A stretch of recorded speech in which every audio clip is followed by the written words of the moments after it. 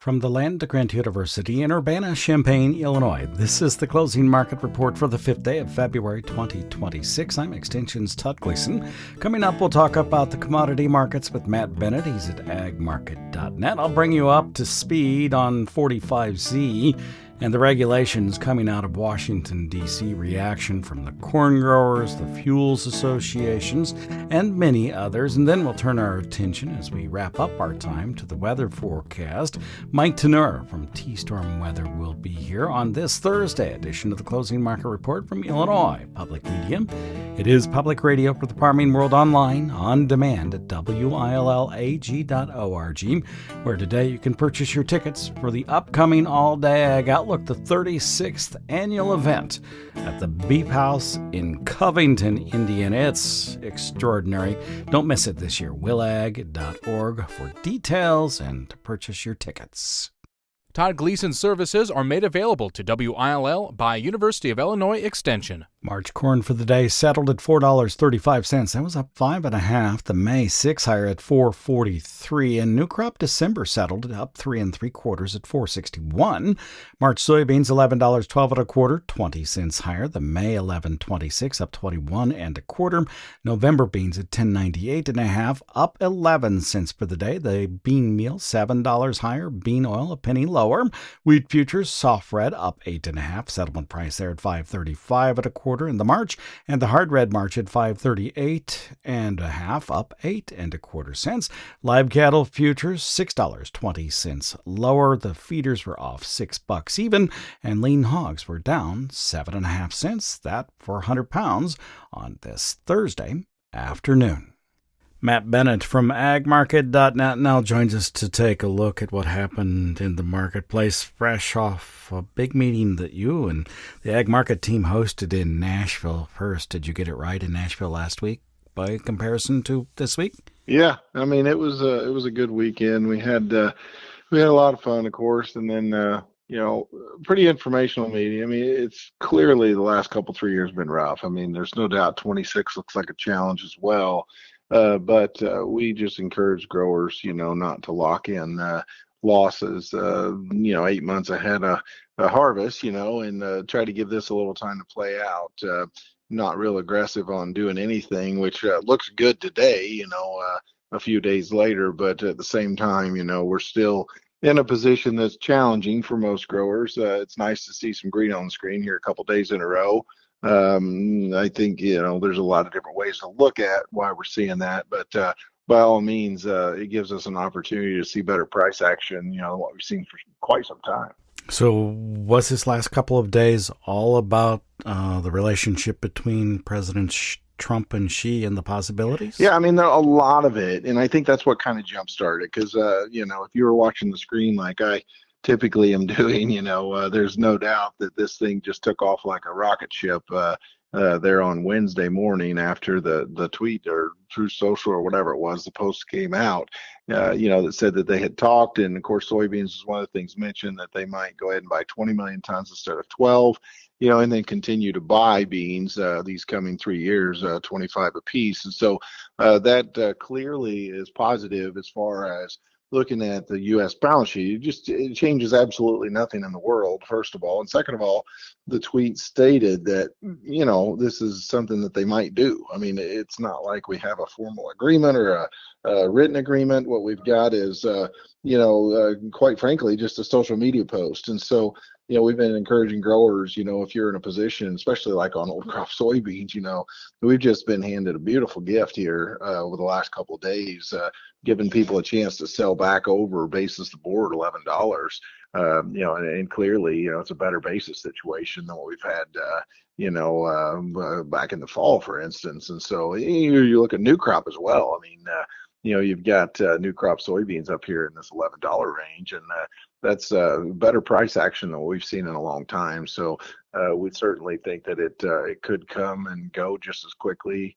And so we got to be a little bit cautious as to get too bullish on an up move here. Are you thinking that they should get started on new crop sales then? I think that legging into some stuff makes sense to me. Like for instance, I look at December corn. You close it above 460.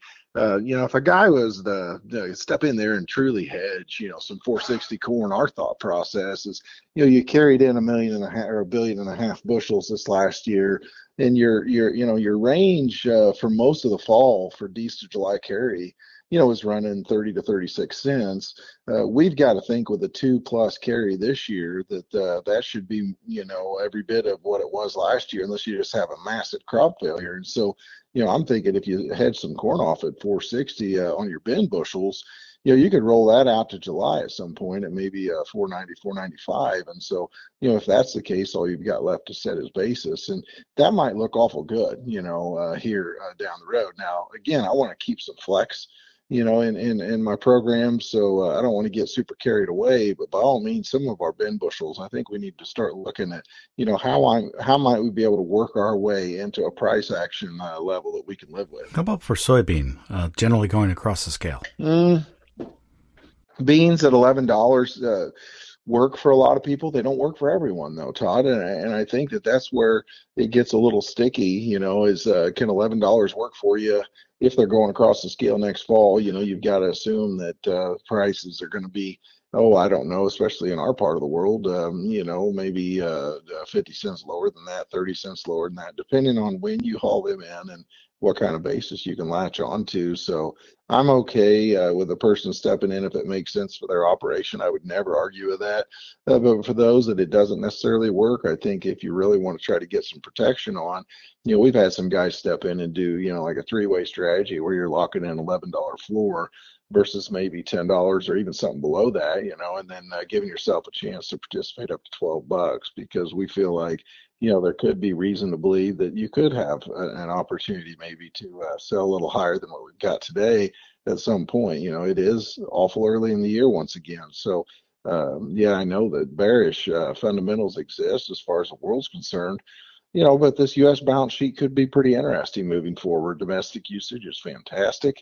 And so I've got to think maybe there would be a little opportunity, but that's why I don't want to just lock myself into something, as far as a large percentage of bushels. But by all means, get started on hedging makes some sense, especially with an up move. So there were some regulatory announcements related to 45Z this week. The marketplace didn't seem to get very excited about it. However, many in agriculture have cautiously looked at it, I suppose. Do you think it makes much of a difference either for corn and or soybean? Well, I think what it boiled down to, is that essentially it was good news, but it wasn't anything we hadn't already heard, and so it sounds to me like there's going to be a push, if you will, to continue to build out our renewables industry, particularly in the case of renewable diesel and soybean oil being used for renewable. And so I've got to think that it's a good step in the right direction. I know a lot of people are still really frustrated with the lack of being able to roll out a year-round E15 type deal. But there's been a lot of talk that they're going to push something like that through. So I think from a renewable standpoint, we have to remember we're going to continue, especially in the case of soybeans, to lose our clout, if you will, globally as far as the export program goes. So we've got to make a really strong emphasis on domestic consumption. And so we've got to hope that we do commit domestic consumption on corn as well, while we're exporting a lot this year. We went 3 years in a row of South America exporting more corn than what we did. And quite frankly, the Black Sea region got perilously close to Ukraine actually exporting as much corn as what we were. So we've got to build out our domestic usage program on both corn and soybeans moving forward, in my opinion. Hey, thanks much, Matt. We'll talk with you again for Commodity Week today. Absolutely. Thank you. That's Matt Bennett. He's with agmarket.net. In today's agricultural news, we'll start with biofuels, which have secured a double win recently, while other efforts to help struggling farmers remain unresolved. A Treasury Department 45Z clean fuel tax credit proposal and a major new trade deal could give farmers a big boost in the new crop year. and according to Iowa Senator Chuck Grassley. In the area of energy, I think it includes a lot of ethanol. And Treasury's just released 45Z clean fuel tax credit, once finalized, will make it easier for farmers to claim a bigger credit. But the Renewable Fuels Association's Troy Bradenkamp says Washington must deliver much more, even after a full-throated presidential endorsement of one effort. The year-round E15, that absolutely has to get done by Congress. The renewable volume obligations that need to be finalized for 26 and 27. All of these things added together would give a lot of certainty to a agricultural sector that is swimming in feedstock. And there's a farm bill that Politico reports House Ag Chair Glenn Thompson of Pennsylvania wants to mark up later this month and says could be a vehicle for year-round E15 and more farm aid. But Senate Majority Leader John Thune, out of South Dakota, says a filibuster fight over a voter ID bill could stall that and, well, other bills. The coin in the realm in the Senate is floor time. There's a finite amount of it, and we have a lot of things we have to do. There's a housing bill that's awaiting action, hopefully a market structure bill, possibly permitting reform, a farm bill. And the Senate faces another funding cliff in less than 2 weeks over Homeland Security, a fight that affects just not ICE, but FEMA, TSA, and the Coast Guard. But let's stay with biofuels for a moment, and particularly the 45Z clean fuel tax credit rule that will make it easier for farmers to claim that credit. The RFA, the Renewable Fuels Association, as we've already reported, says the much-awaited 45Z proposed rule will help provide some clarity and certainty that ethanol producers seek.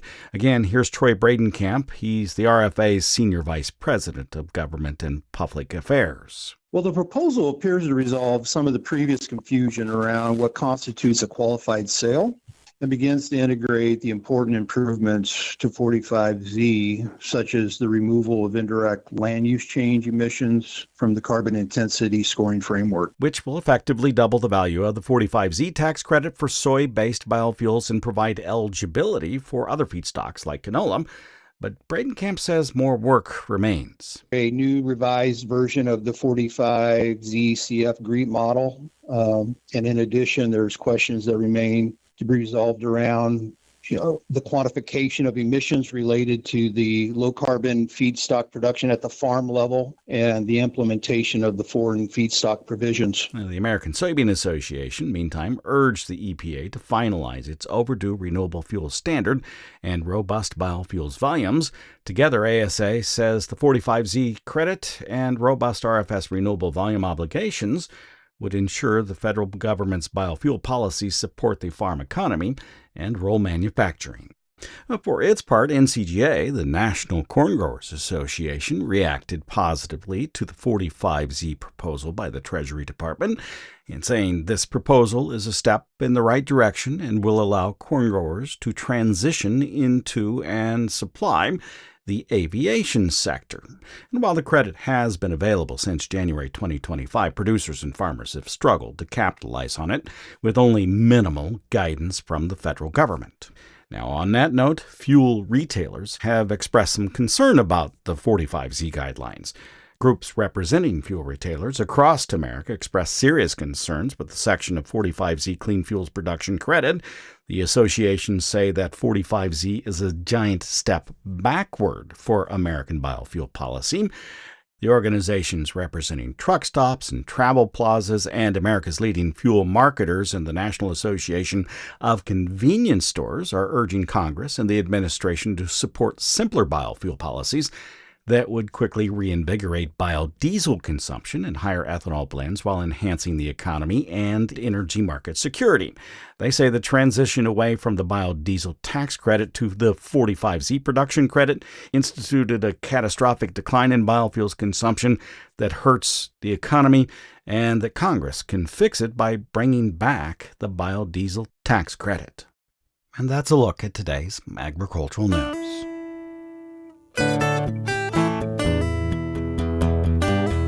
Just a quick reminder about the Diversified Research Dudley Smith Winter Meeting that's coming up next week.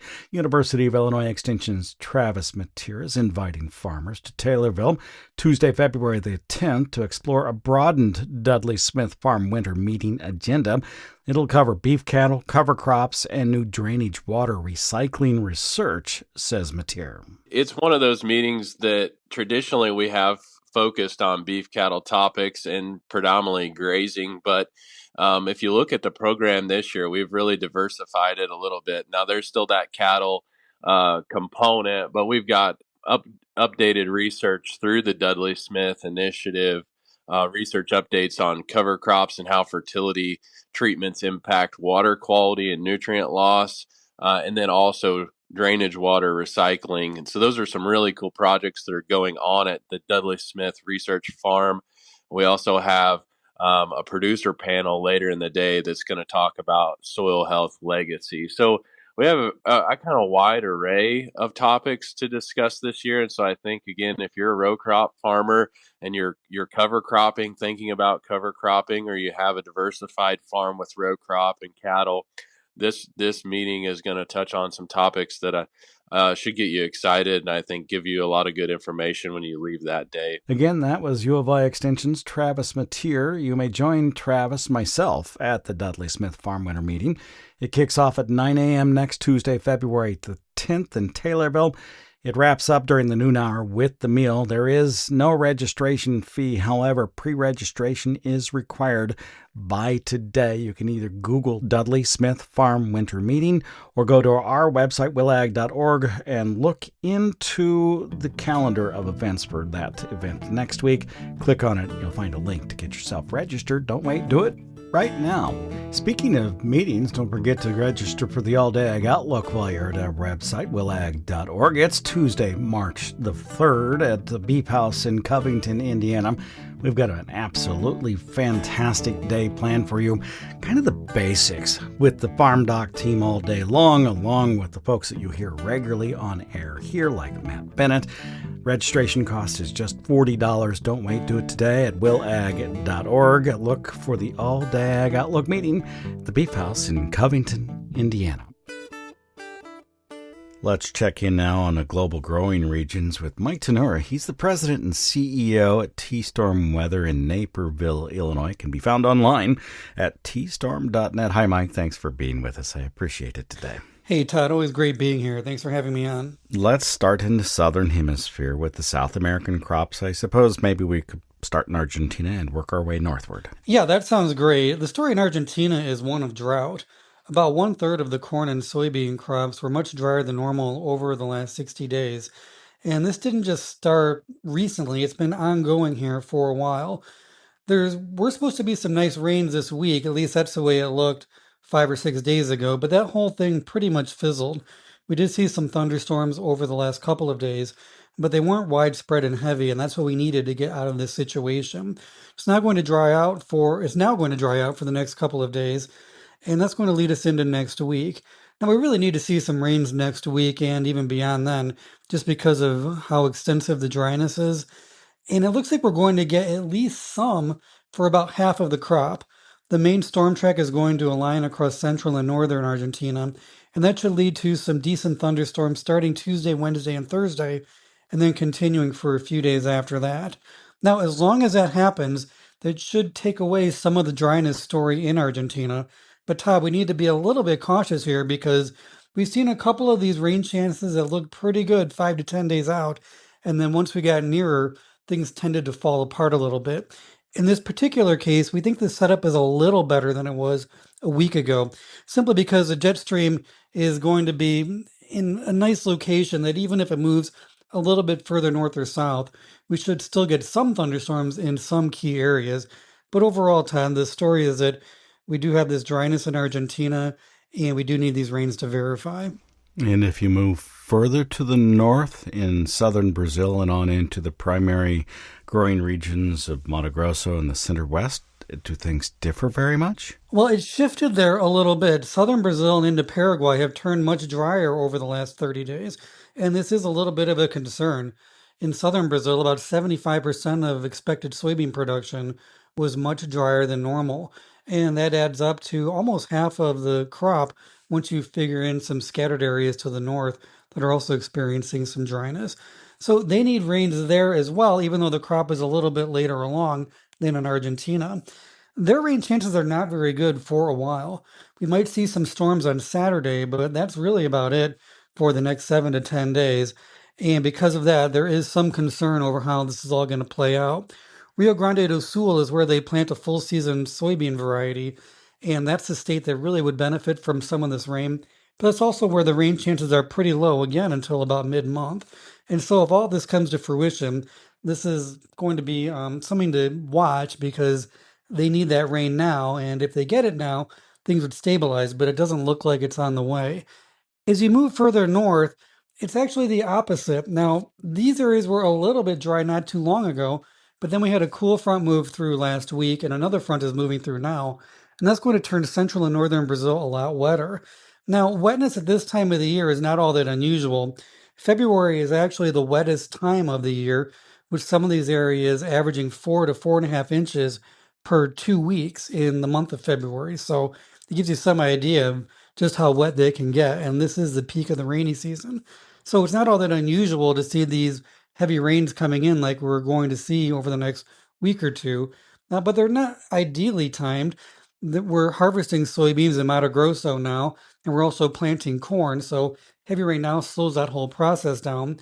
And then as you move to the north, while the rains are certainly beneficial, they would have been a little more ideal back in January, but overall, that's a lower production region. So it's kind of a mixed bag in Brazil, Todd, once you put all this together. Here in the United States, what are the things you're watching? Well, we have a long-term drought that's developed from Oklahoma and Texas through the southern Corn Belt and the Mid-South. This is primarily along including the southern halves of Illinois, Indiana, Ohio, and also the southern half of Missouri, and then points on to the south. If you look at rainfall over the last 180 days, it's been below normal for about 67% of U.S. Soft red winter wheat production, and that's the highest value we've seen in February in more than our 12 years of record. It just gives you an idea that this is somewhat unusual.